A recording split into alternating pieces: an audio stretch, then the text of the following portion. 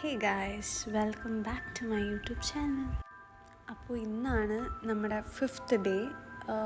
ഒരു സ്പോട്ട് കാണാനൊക്കെ final day ആണ്. അപ്പോൾ ഞങ്ങൾ ഫസ്റ്റ് രാവിലെ എണീറ്റ വഴിയെ അങ്ങോട്ട് പോയത് ചാർമിനാറിലേക്കാണ്.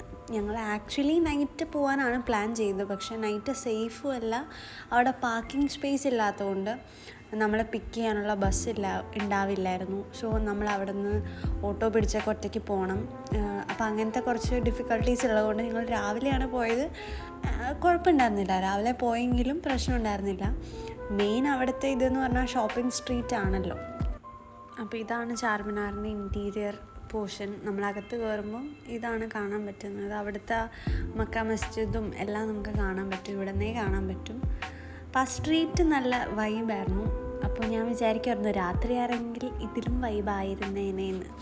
ആൻഡ് ഗൈസ്, ഷോപ്പിംഗ് എന്ന് പറയാൻ അങ്ങനെ ഭയങ്കര ഹൈപ്പൊന്നും ഇല്ല. നമ്മുടെ ഇവിടുത്തെ ഈ ലോക്കൽ ഐറ്റംസ് തന്നെ അവിടെ കുറച്ച് വില കൂട്ടി അവർ പറയും, നമ്മളത് ബാർഗെയിൻ ചെയ്യാം.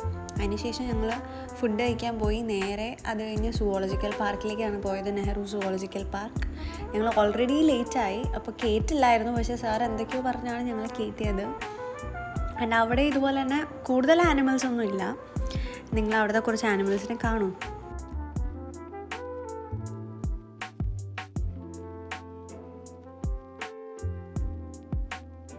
മേ ബി ഞങ്ങൾ ലേറ്റ് ആയതുകൊണ്ടായിരിക്കും ഒത്തിരി ആനിമൽസിനെ കണ്ടതായിട്ട് എനിക്ക് തോന്നുന്നില്ല.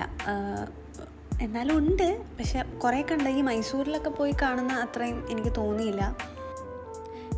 പിന്നെ ഇവനാണ് നമ്മുടെ വൈൽഡ് ക്യാറ്റ്.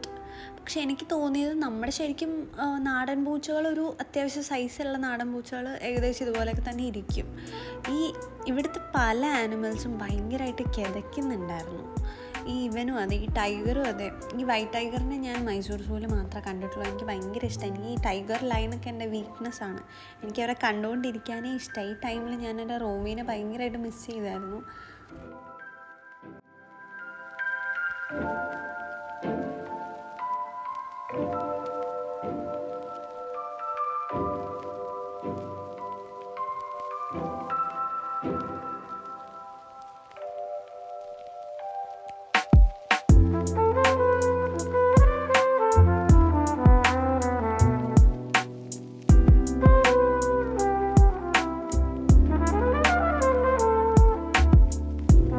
ക്ലോസിങ് ടൈം ആയിരുന്നു, അതുകൊണ്ട് ഞങ്ങളെല്ലാവരും പെട്ടെന്ന് ഇറങ്ങി.